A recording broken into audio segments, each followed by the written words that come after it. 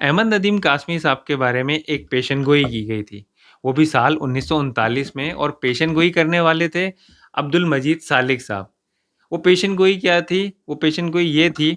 सालिक साहब ने कहा था कि मेरे नज़दीक अहमद नदीम कासमी आइंदा दौर का मुमताज़ तरीन शायर और अफसाना निगार है। इसके साथ पंजाब और उर्दू की बड़ी तवक्कुआत वाबस्ता हैं। अगर मौक़ों और सामानों ने मसादत की तो इंशाअल्लाह मेरी पेशन गोई पूरी होगी, और अहले फ़न अहमद नदीम के शाहकारों को आंखों में जगह देंगे। और आने वाले वक्त में सालिक साहब की ये पेशन गोई दुरुस्त साबित हुई। आज हम बात करेंगे अहमद नदीम कासमी साहब की और इनकी किताब चौपाल के बारे में। उम्मीद है कि आपको मेरी ये गुफ्तगू पसंद आएगी। अहमद नदीम कासमी एक मशहूर शायर, सहाफ़ी, ड्रामा निगार और अफसाना निगार थे। आपने उस दौर में अफसाना निगारी में कदम रखा जब अफसाना निगारी के मैदान में सआदत हसन मंटू, राजेंद्र सिंह बेदी और स्मिथ चुगताई का तूती बोलता था। मगर कासमी साहब ने अपने बेहतरीन काम की बदौलत इस मैदान में अपने लिए न सिर्फ जगह पैदा की, बल्कि एक ख़ास मुकाम हासिल किया। कासमी साहब का पसंदीदा मौजू देहाती ज़िंदगी था।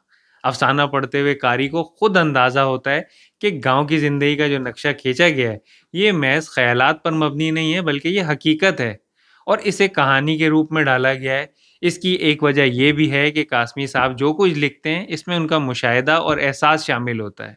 यानी जो कुछ वो देखते हैं, उनके अफसाने इसकी हू बहू अक्कासी करते हैं। जैसा कि मैंने अर्ज़ किया कि आज हम बात कर रहे हैं उनकी किताब चौपाल के बारे में। अगर आप उनके चौपाल में मौजूद अफ़साने पढ़ें, तो आपको अंदाज़ा होगा कि इसमें भी जो मौज़ू है, वो पंजाब के गरीब किसान की ज़िंदगी के मुख्तलिफ़ पहलू हैं। वैसे तो ये अफ़साने आज से सालों पहले लिखे गए थे, मगर जब आप इन अफ़सानों को पढ़ते हैं तो आपको अंदाज़ा होता है कि जो मवाज़ना है आज के किसान की ज़िंदगी और जो सालों पहले के किसान की ज़िंदगी थी, उसमें आपको कुछ ख़ास फ़र्क नज़र नहीं आएगा। चौपाल में जो अफ़साने हैं उसमें से कुछ मेरे पसंदीदा हैं, जिनमें बेगुनाह, मुसाफ़िर और गैरतमंद बेटा वग़ैरह। गैरतमंद बेटा माँ और बेटे की दुःख भरी कहानी है, जो गुर्बत और मुआशरे के सताए हुए हैं। इस अफ़साने की चंद सतूर मैं आपके सामने पेश करना चाहूँगा।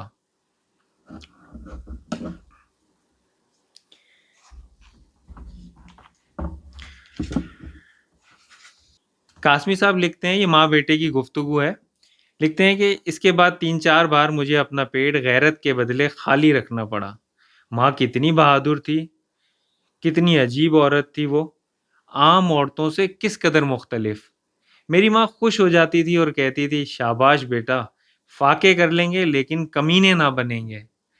अपना गला कटते देख लेंगे लेकिन रोएंगे नहीं। आंसुओं को अगर बहुत सस्ता कर दिया जाए तो इनकी कदर कौन करेगा। ये मोती दिल ही में महफूज रखने के काबिल हैं, मिट्टी में मिलाने के लायक नहीं।